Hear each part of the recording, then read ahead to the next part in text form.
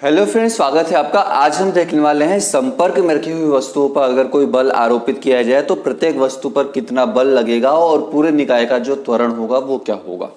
तो सबसे पहले शुरू करते हैं। यहाँ पर देखते हैं दो तरीके से वस्तुओं को संपर्क में रखा जा सकता है, या तो दो वस्तुएं एक साथ संपर्क में रखी हो या फिर तीन वस्तुएं एक साथ संपर्क में रखी हुई हो। तो हम दोनों ही कंडीशन में देखेंगे कि किस प्रकार वस्तु पर अगर बल F आरोपित किया जाता है तो प्रत्येक जो द्रव्यमान का पिंड होगा उस पर कितना बल लग रहा होगा और पूरे सिस्टम का जो त्वरण होगा वो क्या होगा। यहाँ पे सबसे पहली कंडीशन हमने लिया है, दो वस्तुएं ले ली है M1 M2 द्रव्यमान की और उन पर एक बल F आरोपित किया गया है। तो हम जानते हैं अगर बल आरोपित किया जाता है तो बल जो होगा वो M1 वस्तु पर लगेगा और M1 वस्तु M2 वस्तु पर क्या करेगी, बल लगाएगी।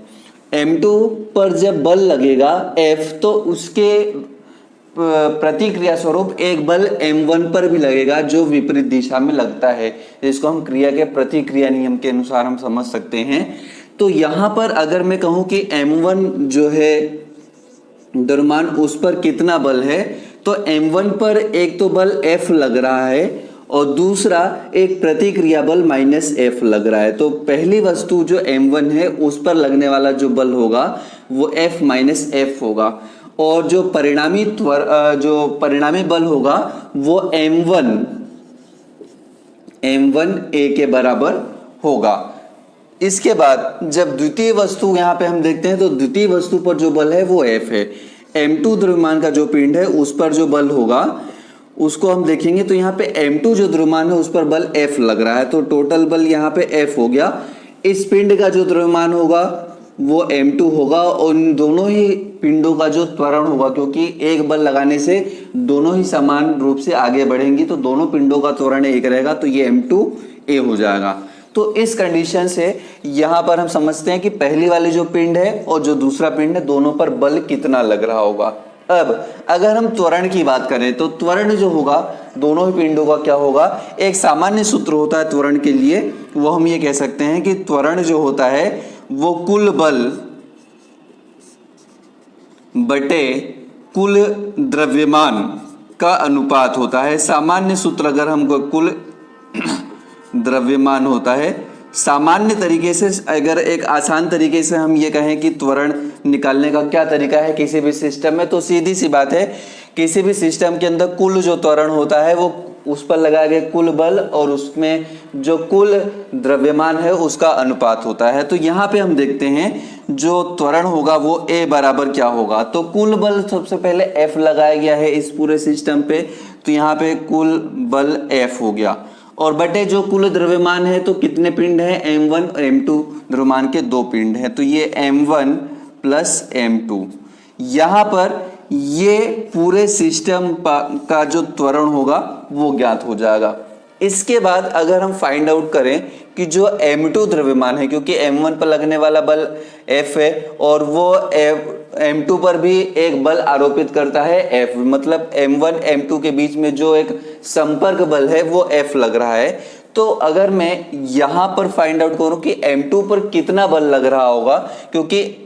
M1 पर जो बल लग रहा है वो F लग रहा है, उसका परिणामी यहाँ पे F लग रहा है और उसके विपरीत दिशा में एक बल F M1 पे लग रहा है, तो जो M2 है उस पर परिणामी बल कितना होगा, तो हम जानते हैं F जो होगा वो होगा M2A होगा, क्योंकि हमने यहाँ पे देखा है जो M2 पर लगने वाला बल है वो F बराबर M2A है, लेकिन हम A जानते हैं, A बराबर यहाँ पे ये चीज है, तो F बराबर जो हमारे पास आएगा वो हो जाएगा M2 F upon M1 plus M2। इस प्रकार से जो द्वितीय पिंड होगा उस पर लगने वाला बल F बराबर M2 F upon M1 plus M2 होगा। तो इस तरीके से दो संपर्क में रखी हुई वस्तुओं पर जो परिणामी बल है और दोनों का जो त्वरण है वो आप आसानी से फाइंड आउट कर सकते हैं। इसी चीज को हम तीन संपर्क में रखी हुई वस्तुओं के रूप में लेते हैं। अब यहाँ पर हम देखते हैं कि M1 M2 M3 द्रव्यमान के तीन पिंड ABC हैं और ABC जो पिंड है उन पर जो बल लगाया जा रहा है वो F लगाया जा रहा है। अब जो F बल है वहां पे हम एक एक करके देखते हैं। यहाँ पे जो पिंड A है उस पर जो लगने वाला बल है वो है F। इसके बाद यहाँ पर हम देखते हैं कि जो पिंड F बल लग रहा है, तो यहाँ पर पिंड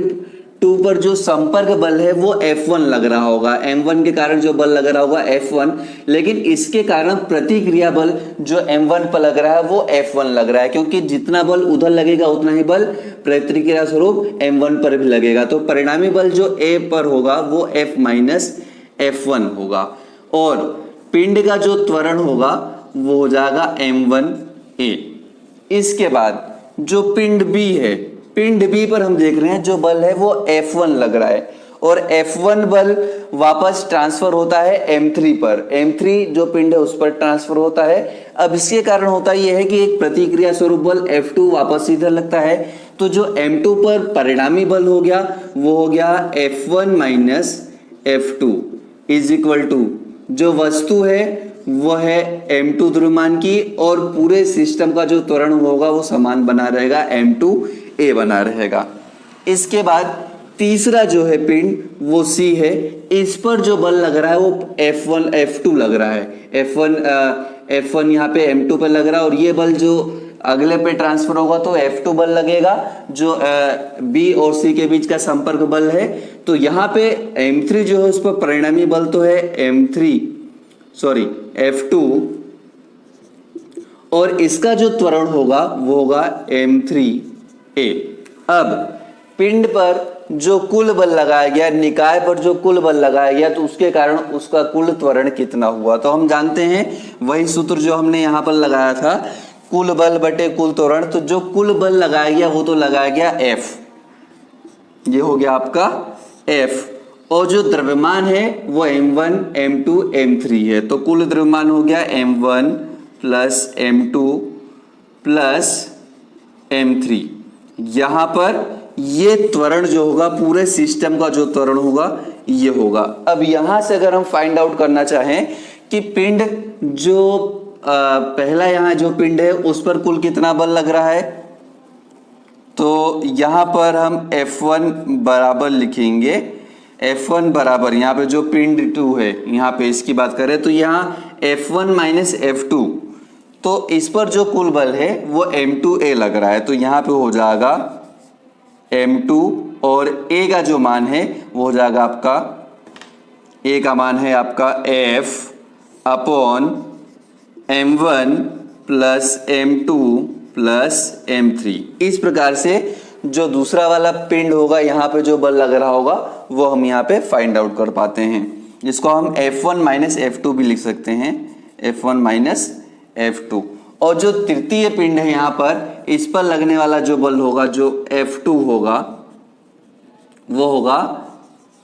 M3A होगा, क्योंकि M3A यहाँ पे है, F2 बराबर M3A है, और A का मान हम जानते हैं यहाँ पर क्या है, F upon M1 plus M2 plus M3। इस प्रकार से हमने देखा कि संपर्क में अगर 3 वस्तुएं रखी हो तो प्रत्येक वस्तु पर अलग अलग कितना बल होगा,